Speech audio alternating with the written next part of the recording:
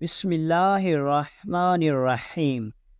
Bashir voice YouTube channel میں آپ سب دوستوں کو خوش آمدید کہتے ہیں۔ دوستو، ایک دفعہ سلطان صلاح الدین ایوبی کے بہادر سپاہی ایک ایسے چور کو پکڑ کر لائے جو تقریباً پچھلے 20 سالوں سے فرار تھا، اور 20 سالوں کے اندر کوئی بھی اس کو پکڑ نہ پایا، کیونکہ وہ بھیس بدلنے میں بہت ماہر تھا۔ حتیٰ کہ شہر کے قاضی کے سپاہی اس کو تلاش کرتے رہے، لیکن کوئی بھی اس کو پکڑ نہ پایا۔ بس وہ رات کے اندھیرے میں آتا، چوری کر کے چلا جاتا، لیکن 20 سال تک اس کو کسی نے نہیں دیکھا، اور جب وہ دن کو باہر نکلتا تو وہ بھیس بدلے ہوئے ہوتا، اس لیے کوئی بھی اس کو پہچان نہ پاتا۔ لیکن ایک دن سلطان صلاح الدین ایوبی عدالت میں موجود تھے کہ اچانک سلطان صلاح الدین ایوبی کو سپاہیوں نے بتایا کہ حضور وہ چور پکڑا گیا جو کہ 20 سالوں سے فرار تھا۔ یہ سن کر سلطان صلاح الدین ایوبی بڑے حیران ہو گئے، حتیٰ کہ یہ خبر پوری سلطنت کے اندر پھیل گئی کہ وہ شیدہ چور پکڑا گیا ہے۔ اس کا نام عبدالرشید نقوی تھا، لیکن چونکہ اس نے اپنی زندگی میں کبھی کوئی کام اچھا نہیں کیا تھا، اس لیے لوگ اس کو شیدہ کہہ کر پکارتے تھے۔ جب یہ خبر سلطان صلاح الدین ایوبی نے سنی تو فوراً حکم دیا کہ اس چور کو میرے سامنے حاضر کیا جائے۔ جیسے سلطان کے سامنے اس کو حاضر کیا گیا تو سلطان صلاح الدین ایوبی نے شیدے چور کو کہا کہ آخر کار میرے سپاہیوں نے تمہیں پکڑ لیا۔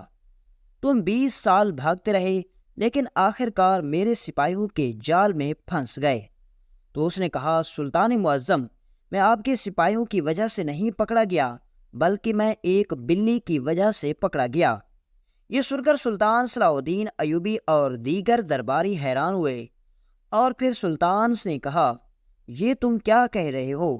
ایک بلی سے تم کیسے پکڑے گئے؟ تو اس نے کہا، سلطان معظم، میں رات کو چوریاں کرتا اور دن کے وقت تندور پر روٹیاں لگاتا، لیکن میں جب تندور پر آتا تو میں ہمیشہ بھیس بدلے ہوئے ہوتا، کوئی مجھے نہیں پہچان پاتا کہ میں شیدہ چور ہوں۔ ایک دن میں تندور پر روٹیاں لگا رہا تھا کہ اچانک میرے تندور کے پاس ایک بلی آئی، اور پھر بلی نے ایسی حرکت کی کہ جس سے میں پکڑا گیا۔ یہ سن کر سلطان اور سب درباری حیران ہو گئے، اور پھر سلطان نے پوچھا کہ آخر وہ حرکت کیا تھی۔ تو جب اس نے سلطان صلاح الدین ایوبی کو بتایا تو سلطان صلاح الدین ایوبی بھی حیران ہو گئے۔ مصر کے اندر ایک نوجوان رہتا تھا جس کا نام عبدالقدوس تھا۔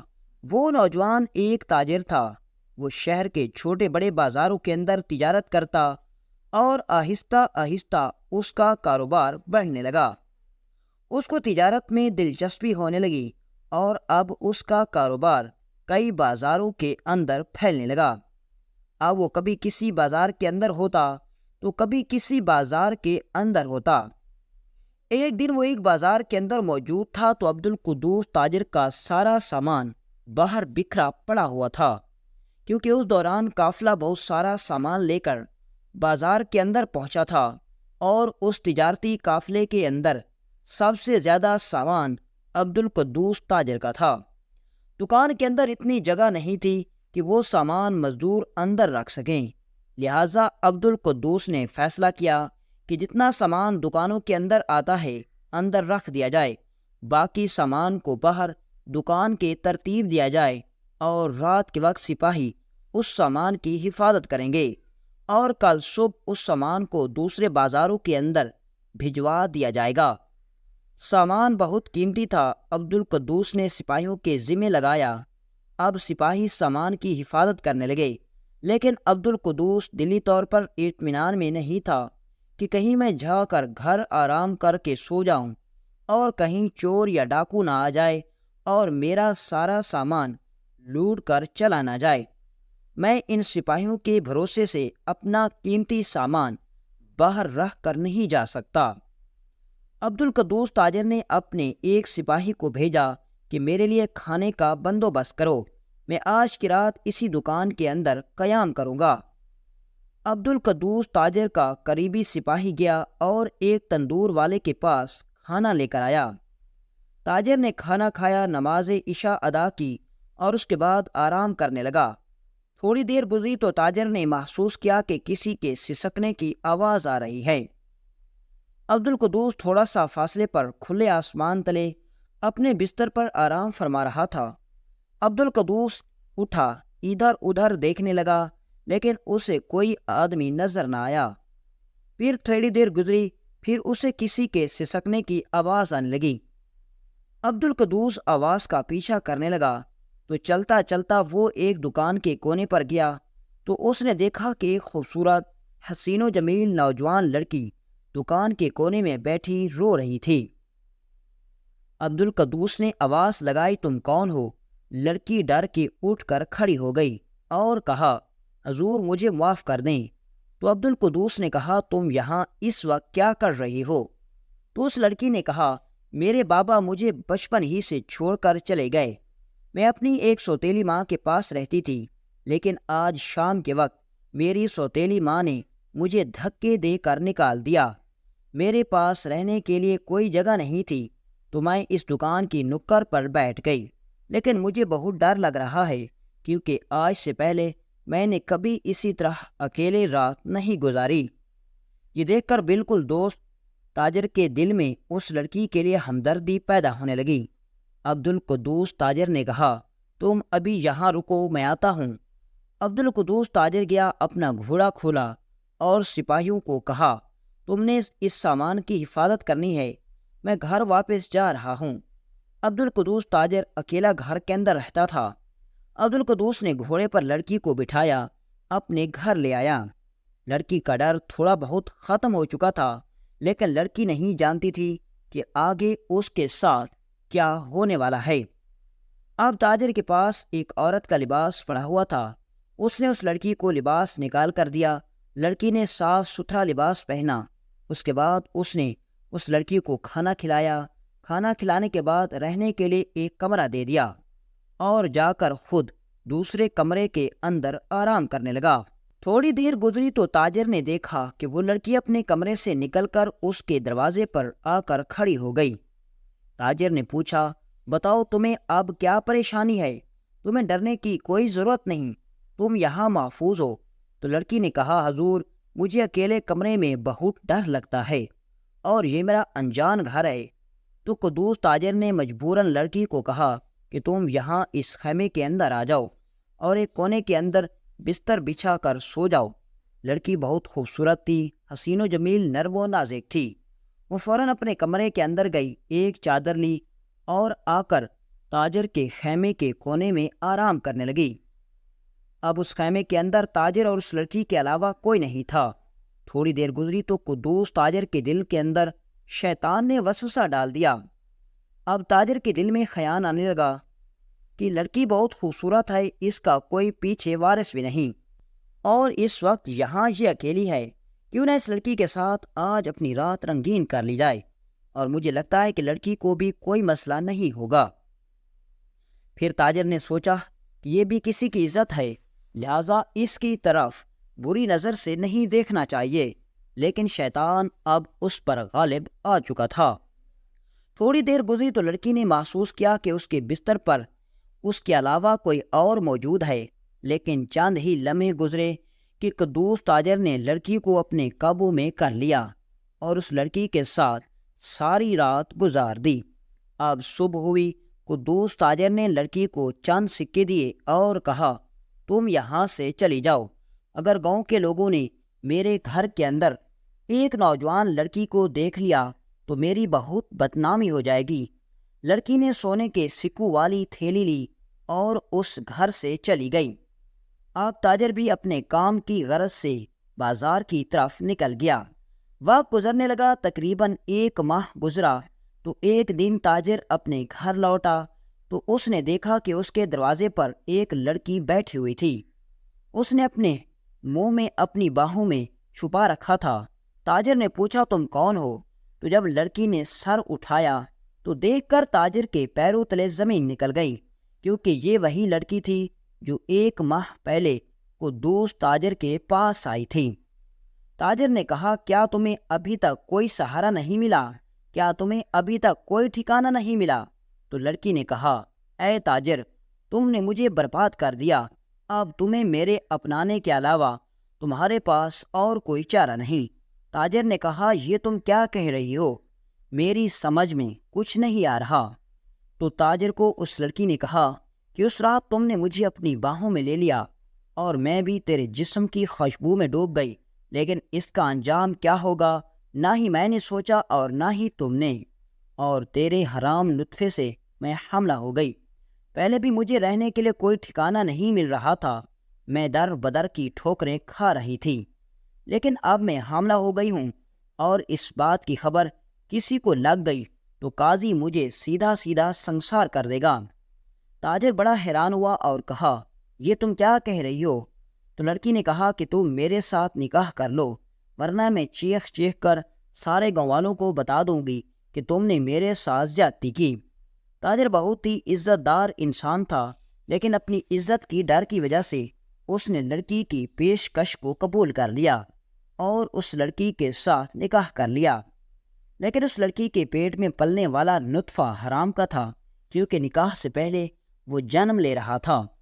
وقت گزرنے لگا اور اس لڑکی کے پیٹ سے ایک لڑکے نے جنم لیا۔ وقت گزرتا رہا اور جب وہ بچہ 10 سال کا ہوا تو قدوس تاجر بڑا حیران ہوا کہ اس بچے کے اندر میری کوئی خصلت موجود نہیں ہے۔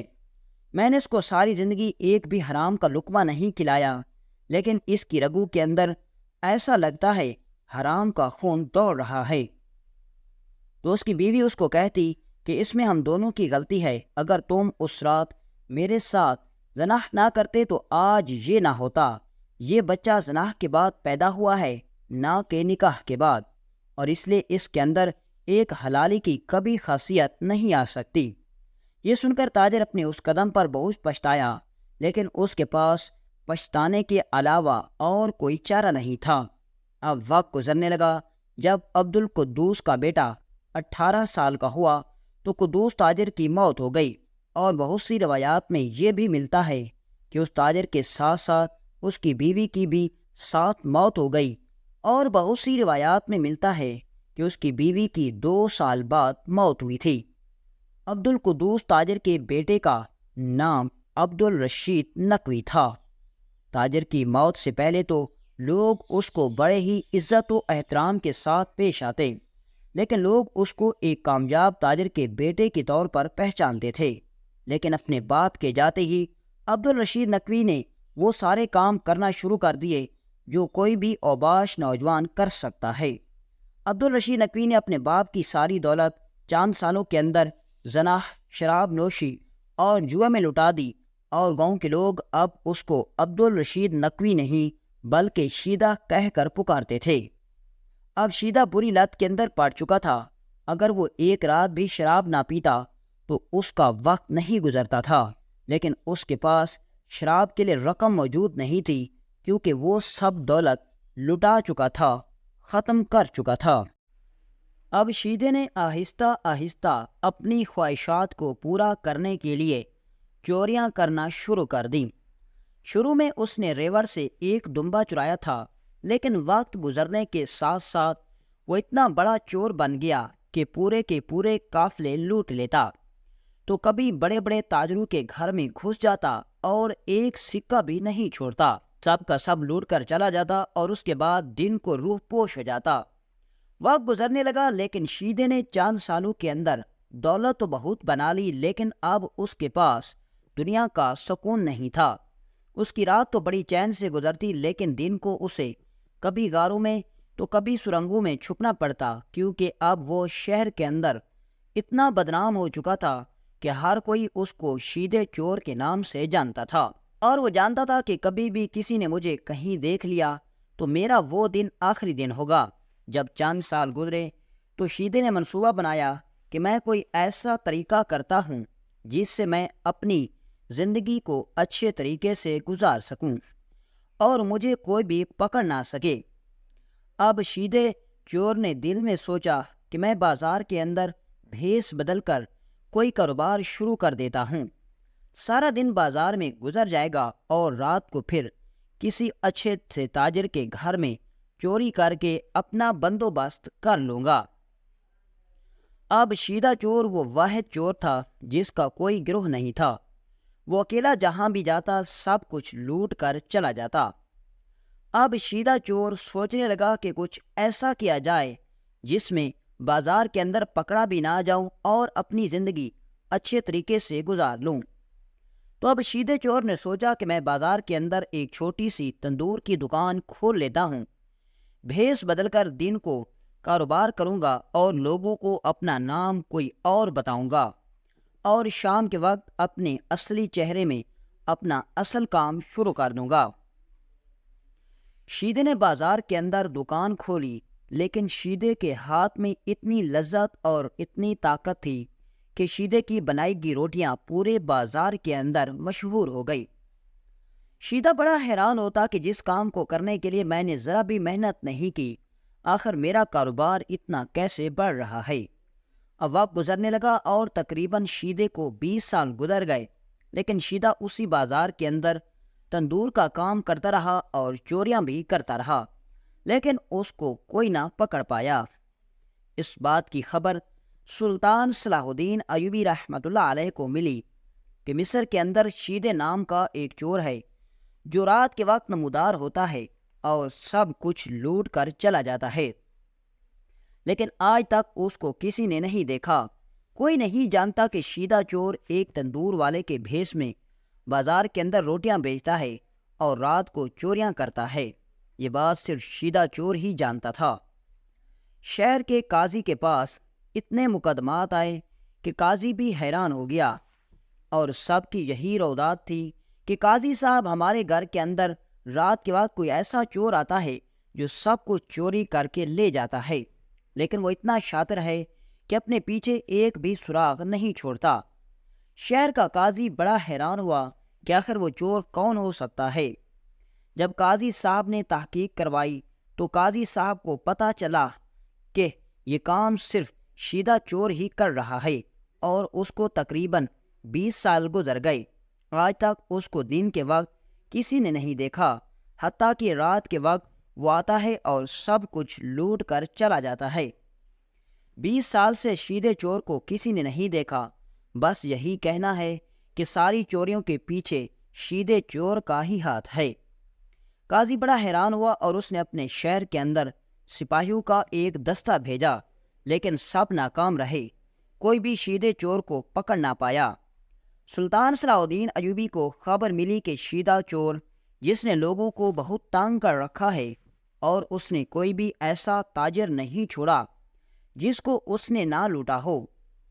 سلطان صلاح الدین ایوبی نے بھی پوری کوشش کی کہ شیدے چور کو پکڑا جائے، لیکن کوئی اس کو پکڑ نہ پایا۔ وقت گزرنے لگا، 1 سال گزرا تو سلطان صلاح الدین ایوبی عدالت میں موجود تھے۔ اتنے میں ایک سپاہی آدمی کو پکڑ کر لائے جو بہت ہی طاقتور، موٹی جسامت والا آدمی تھا۔ سلطان صلاح الدین ایوبی نے پوچھا، یہ کون ہے؟ تو جب سپاہیوں نے بتایا تو سلطان کے پیروں تلے زمین نکل گئی۔ انہوں نے بتایا، حضور، یہی شیدہ چور ہے۔ یہ سن کر سلطان حیران ہو گیا اور یہ خبر پوری سلطنت کے اندر پھیل گئی کہ شیدہ چور پکڑا گیا ہے۔ سب لوگ حیران ہو گئے کہ آخر شیدہ چور کیسے پکڑا گیا۔ سلطان صلاح الدین ایوبی نے حکم دیا کہ شیدے چور کو ابھی اور اسی وقت کٹہرے کے اندر کھڑا کیا جائے۔ سلطان صلاح الدین ایوبی اپنی نشست پر بیٹھے ہوئے شیدے چور سے مخاطب ہوئے اور فرمانے لگے، اے شیدے، تم بہت بھاگے، تم نے بہت سے لوگوں کو لوٹا، لیکن آج دیکھو تمہیں میرے سپاہیوں نے پکڑ لیا۔ تو شیدہ چور مسکرانے لگا اور کہا، سلطان معظم، میں 20 سال سے یہ کام کر رہا ہوں اور مجھے آج تک کوئی نہیں پکڑ پایا۔ بس اگر میں پکڑا گیا ہوں تو صرف ایک بلی کی وجہ سے پکڑا گیا ہوں۔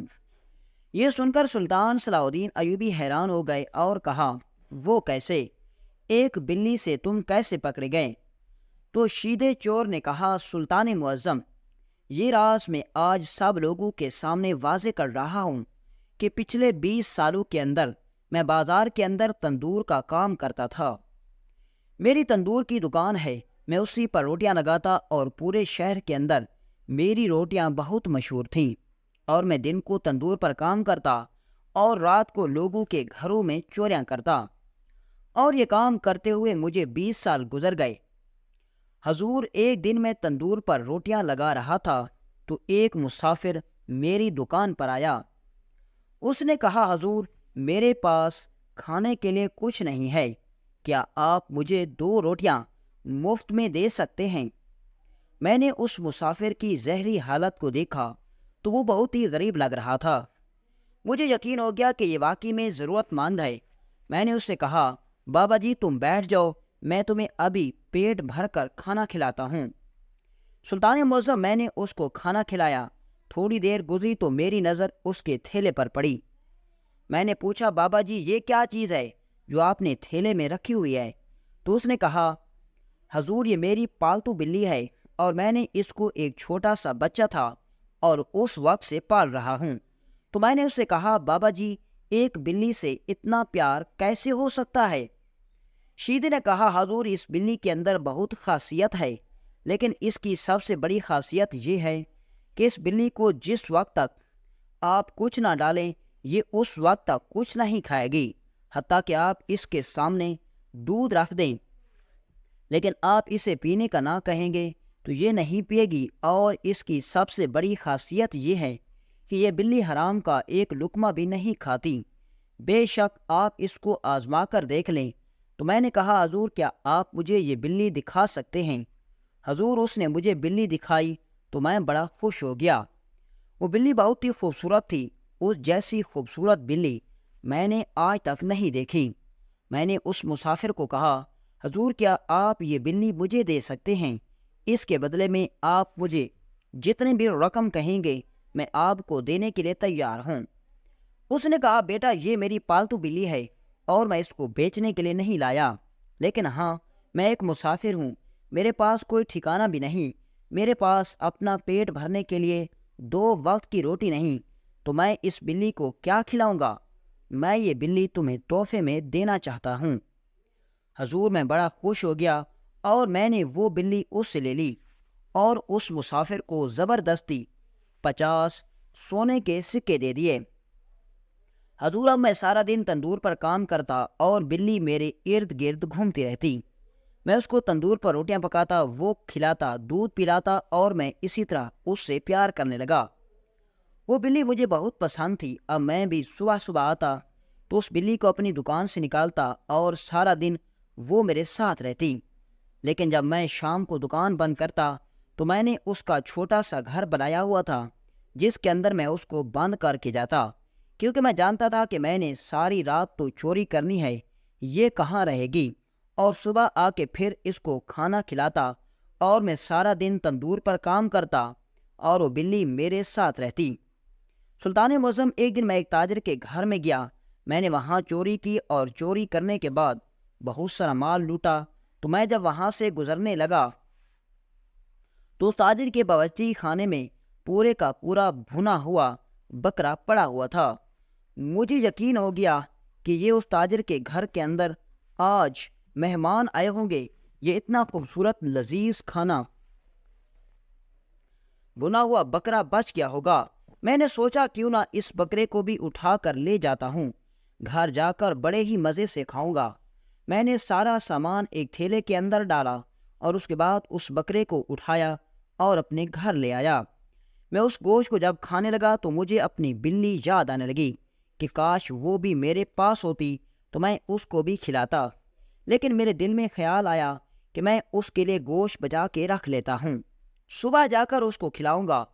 وہ بلی مجھے اپنے بچوں کی طرح پیاری لگنے لگی۔ میں نے اس کا کھانا رکھ دیا۔ صبح میں بھنے ہوئے بکرے کا گوشت لے کر دکان پر گیا تو میں نے وہ گوشت رکھ دیا۔ پہلے اس بلی کو دودھ پلایا اور اپنے کام میں مصروف ہو گیا۔ جیسے دوپہر کا وقت ہوا مجھے یاد آیا کہ جو میں نے گوشت رکھا تھا وہ میں نے ابھی تک بلی کو نہیں کھلایا۔ میں نے وہ گوشت اٹھایا اور بلی کے آگے رکھ دیا، لیکن بلی نے گوشت نہیں کھایا۔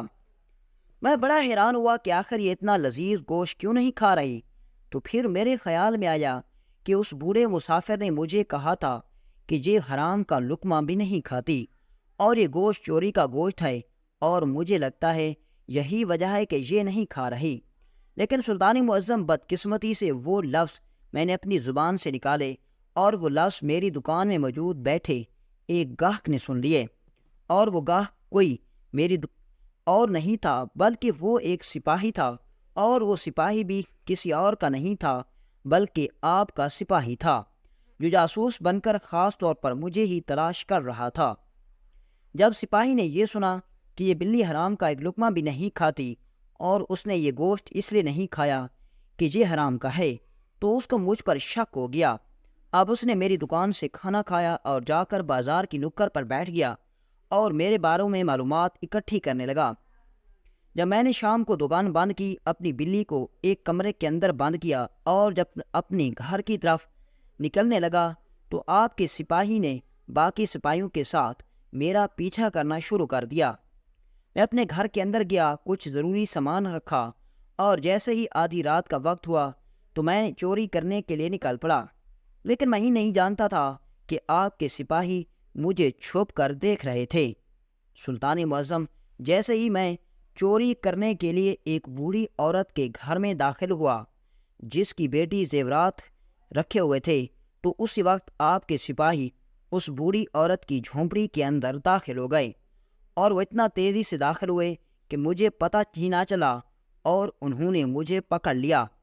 سلطان معظم، اگر اس دن میں بلی کو وہ گوشت نہ ڈالتا تو میری سچائی کبھی کسی کے سامنے نہ آتی، بس ایک بلی کی وجہ سے میں پکڑا گیا۔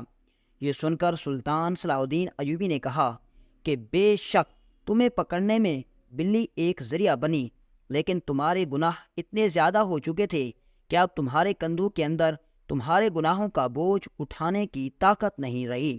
بس ایک بلی ایک ذریعہ بنی اور تم اپنے گناہوں کی وجہ سے پکڑے گئے۔ اور اس کے بعد سلطان صلاح الدین ایوبی رحمۃ اللہ علیہ نے اس تاجر کی ساری اس چوری کی جائیداد قبضے میں لے کر لوٹی گئے لوگوں کو واپس کر دی اور اس کو پھانسی کی سزا سنا دی، اور اسی طرح ایک بلی کی وجہ سے 20 سال سے فرار چور پکڑا گیا۔